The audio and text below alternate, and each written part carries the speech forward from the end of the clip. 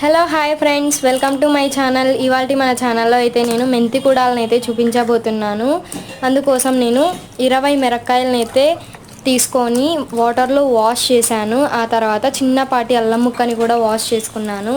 ఇప్పుడు వీటన్నింటినీ మనము ఒక ప్లేట్లోకి తీసుకోవాలి.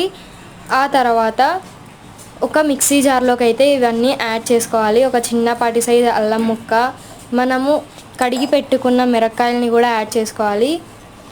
చూడండి, ఇలా మిక్సీ జార్లోకి యాడ్ చేసుకోవాలి. ఆ తర్వాత కారం కోసం నేను 5-6 అంటే గార్లిక్ తెల్లవాయలను అయితే యాడ్ చేసుకున్నాను.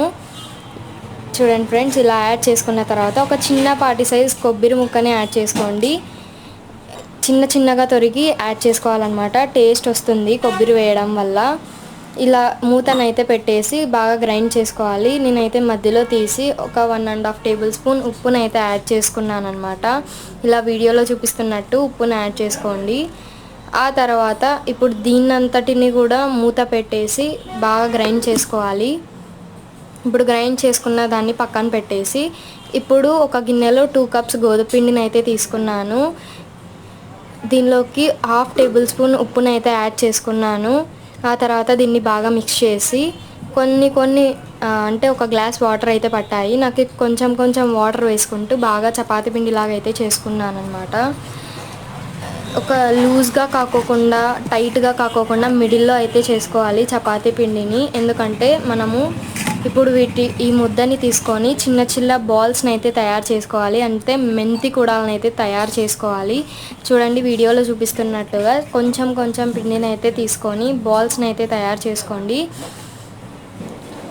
చూడండి ఫ్రెండ్స్, ఇలా బాల్స్ని అయితే మనము తయారు చేసుకున్న తర్వాత ఒక గిన్నెలో వాటర్ని పోసుకొని దాన్ని బాగా బాయిల్ చేసిన తర్వాత ఈ మెంతి కూడాలను అయితే అందులోకి యాడ్ చేయాలి.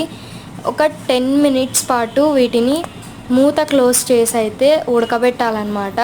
అప్పుడే మనకు మెంతి కూడాలు అనేటివి తయారవుతాయి. అలా 10 మినిట్స్ ఉడికిన తర్వాత మనము వీటిని ఒక ప్లేట్లోకి అయితే సపరేట్గా తీసుకోవాలి. ఇప్పుడు వీటన్నిటిని బాగా చల్లారించిన తర్వాత నేను ఏ దాంట్లో అయితే మెంతి కూడాలు ఉడకబెట్టుకున్నానో దాన్ని వాష్ చేసి మళ్ళీ అదే దాంట్లోనే చేస్తున్నాను.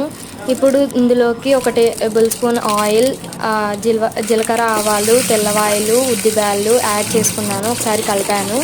ఆ తర్వాత కొంచెం లైట్గా కరివేపాకు వేసుకున్నాను. ఒక కట్ట మెంతాకు అయితే వేసుకున్నాను. ఇప్పుడు వీటిని బాగా కలిపిన తర్వాత మనం చేసుకున్న ఫైన్ ప్యూరీ కారం అయితే యాడ్ చేసుకున్నాను. చూడండి ఫ్రెండ్స్, ఇలా యాడ్ చేసుకొని ఒక 2 మినిట్స్ మగ్గించాలి. ఆ తర్వాత చూడండి ఫ్రెండ్స్, మెంతి కూడాలు అయితే తయారైపోయాయి.